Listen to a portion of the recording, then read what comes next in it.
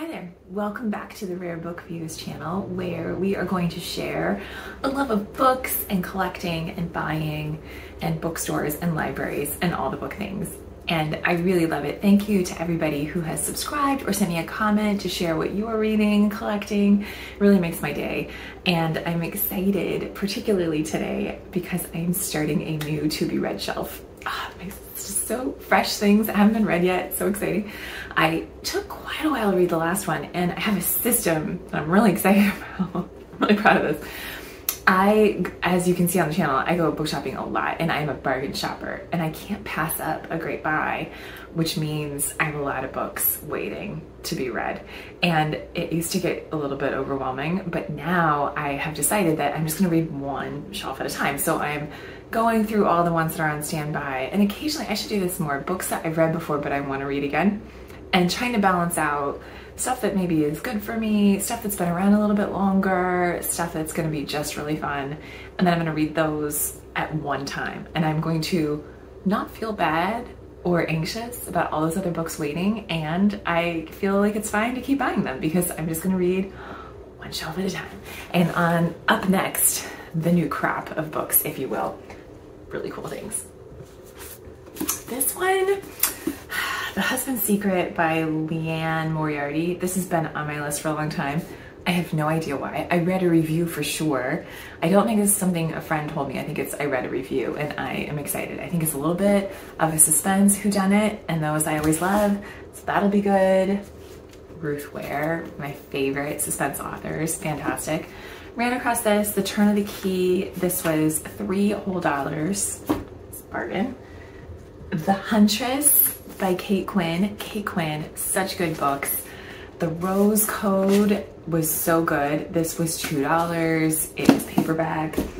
This time I did pick more paperbacks than usual because I'm going on vacation, and I know that I can put a couple paperbacks in the luggage and read them while I'm away, and it'll make me super happy.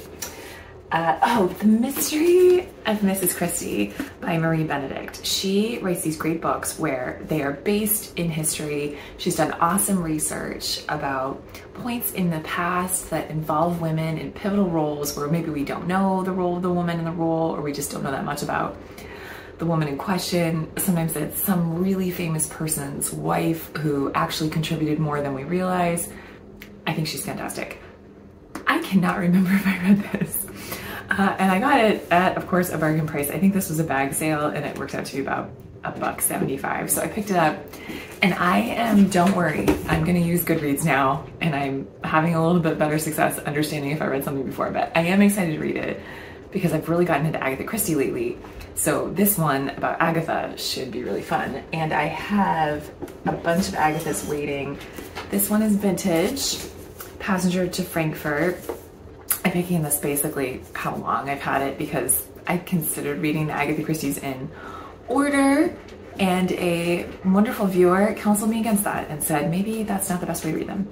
So this was super cheap. I think it was just a couple dollars, $3 whole US. So maybe I'll read those two together.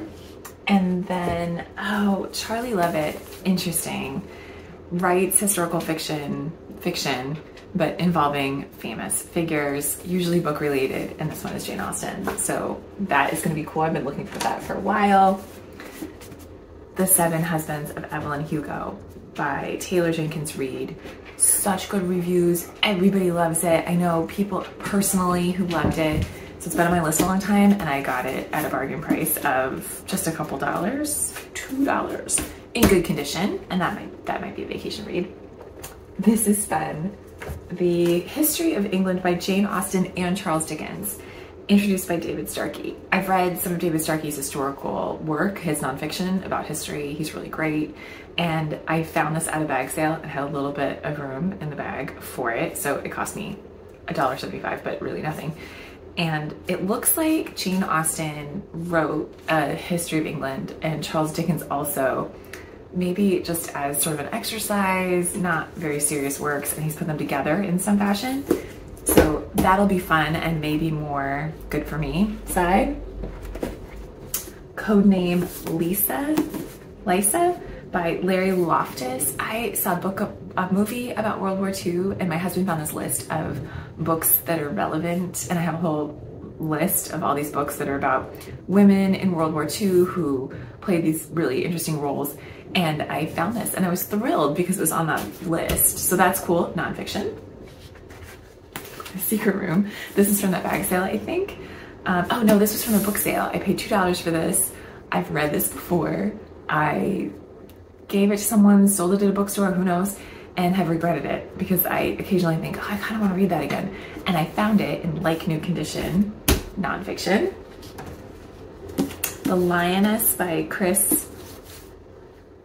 Can't pronounce it, not gonna try.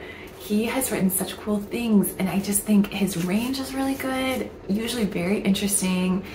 I read a review of this and it was on my list for a really long time and then I happened upon a copy, so I'm all set. Another fiction one, should just be fun.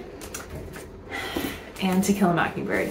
So I was talking about Harper Lee and her friendship with Truman Capote, and I have a couple of Truman's books in vintage, and I thought, I've just never held on to Kill a Mockingbird. I read this a bunch as a kid. I read it many times. I think I had the pocket version, the sort of lavender one, if you know the one I mean. And I just never, I don't know, I don't have a vintage copy, and I thought, oh, I should have one. I find them every now and then. Really hard to find an original, but I've seen the book clubs occasionally, and I can sell this on eBay for anywhere between $25 and $50, but I thought I should get one and have it on the shelf, and then maybe that will inspire me to buy a more vintage version, or, you know, have it on the shelf until I happen upon a really great one. And as soon as I thought that, I found this at a used bookstore for $5, which just seems ridiculously cheap. So this one and the Agatha, I think these need protective broader covers to keep the dust jackets nice. So that'll be fun. And then I'm gonna read that, and then I'll have sort of my Harper Lee, Truman Capote world will be more complete. And I think it'll be great. So I have that's a good, really fun stuff to read, some stuff that might be good for me, some nonfiction, some fiction, some paperbacks, some hardbacks. I think this is going to be a good one. I can't wait to get started. And if you want to track the progress, I usually post on Instagram after I read something. And I do have Goodreads, and I have to say the only thing I don't love about it is hard to share it with someone. So if you have figured that out, the easiest way to get somebody to be able to follow you on Goodreads, please let me know.